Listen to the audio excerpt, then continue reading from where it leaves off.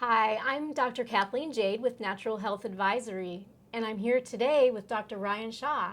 Hi, Ryan. Hi. Dr. Shah is a naturopathic physician, and we're here in her office at Cascade Integrative Medicine. And we're going to talk a little bit today, Dr. Shah, about digestive health. Okay. Gastrointestinal issues. I see a lot So of I that. know you probably do see a lot of that. There are a lot of people out there that are suffering from all kinds of different GI conditions. Tell us just a little bit about what kinds of conditions you see as a naturopathic doctor. Yeah, I think in general, I think most patients who have GI problems come to me with sort of general complaints, gas, bloating, diarrhea, constipation, feeling heartburn is a big one too. Yep. I do obviously get people who come in who have had a diagnosis of, say, Crohn's or ulcerative colitis or IBS, which is just really a syndrome and not a disease. Right. I think that is most of it. So some people do come in with diagnosed conditions. Yeah, Other absolutely. people come in with general symptoms. General complaints. And even with those people that have had diagnosed conditions, oftentimes those people have been under the care of a traditional gastroenterologist for, 10, 15 years and have never really stabilized. What kind of treatments then are they coming in with, say if they've been under the care of a conventional gastroenterologist for a condition? Yeah, it's a good question. Well, I think for kind of like Crohn's and ulcerative colitis specifically, I see a lot of immune suppressants. I see a lot of steroid use. I see a lot of chronic antibiotic use with a lot of patients that have chronic digestive issues as well. I see a lot of proton pump inhibitors, things like omeprazole and Prevacid and all of those being used over long periods of time as well. Okay. Okay.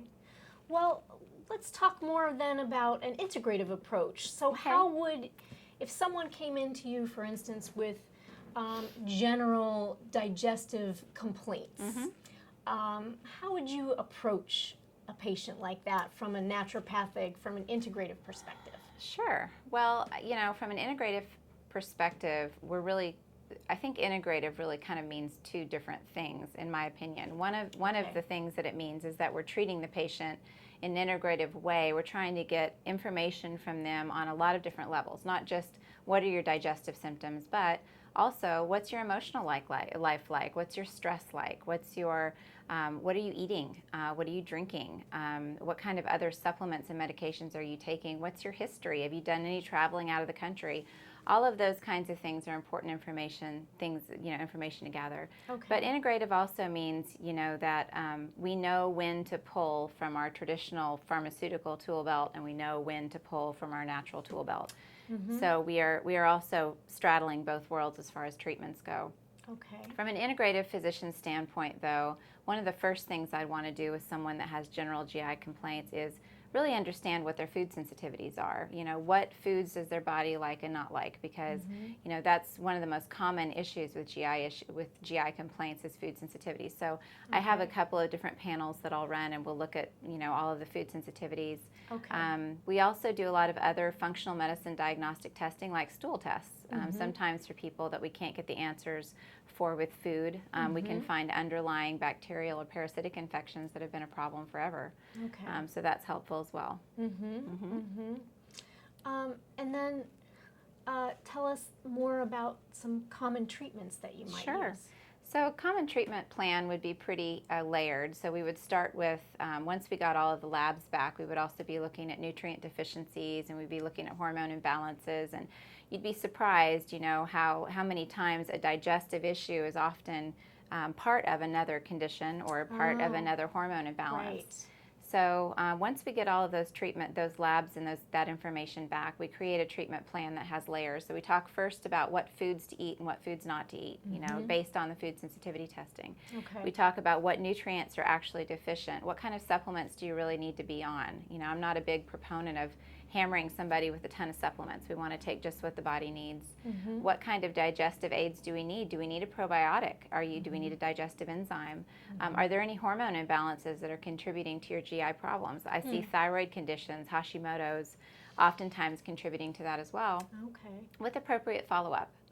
And most of the time, patients feel a lot better. I mean, the outcomes here, when we approach it in a really broad way, are very positive, and people feel really good.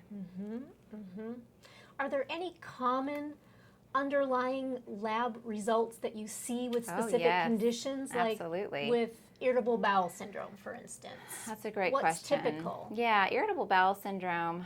You know, I've been doing food sensitivity testing for years, and I've gotten to the point now where I can almost pinpoint which foods are related to which symptoms. So with irritable bowel, I see issues with egg, dairy, gluten, almond, and sugar very commonly. And if we remove those foods for 4 weeks, really strictly, get them out of your system, oftentimes when we add the foods back one at a time, we can really tell which foods are triggering which symptoms, which is the whole goal of the food sensitivity testing. Right. As far as nutrients, you know, anytime you're going to have issues in the gut, you're going to have a lot of malabsorption problems. So I see a lot of low iron, I see low vitamin D, I see low B12. All of those things are very common with digestive issues as well. And you know, making sure we increase those nutrients are, you know, not only going to help the patient feel better quicker, but in the long term as well, as far as recovery. Do patients that do discover these food sensitivities, do they usually have to keep those foods out of their diets for life, do you find? Or I am not, is it temporary? How do you approach that? Well, I'm not, I really try not to be severe. I think what we need to do is we need to gather information. The food sensitivity testing needs to be about empowerment. You know, it needs to be about figuring out which foods affect your body in what way so that you can go out and make an educated choice about what you want to eat. You know, after taking them out for 4 weeks and after determining which foods cause what, then it's your choice. You can either choose to be off the foods that are really causing the problems, or you can choose to see, you know, what your threshold is. Maybe if you have a sensitivity to egg, you can have egg twice a week and not have any symptoms, but if you have them 3 times a week, it can cause problems. And I think most of us need to be able to live in a dynamic world and be able to make choices sometimes that may not be the best for us, but if you know what you're sensitive to, then you can make good choices. I like that approach. A little more gentle than... Yeah, absolutely. Yeah. Well, thank you so much for just sharing this information with us. You're I know welcome. that digestive issues are such a big problem for so many people, and it's good to know that there are some alternative approaches out there. Yes, And you're some welcome. doctors that are doing some of this testing and really helping patients from a more broad, holistic point of view.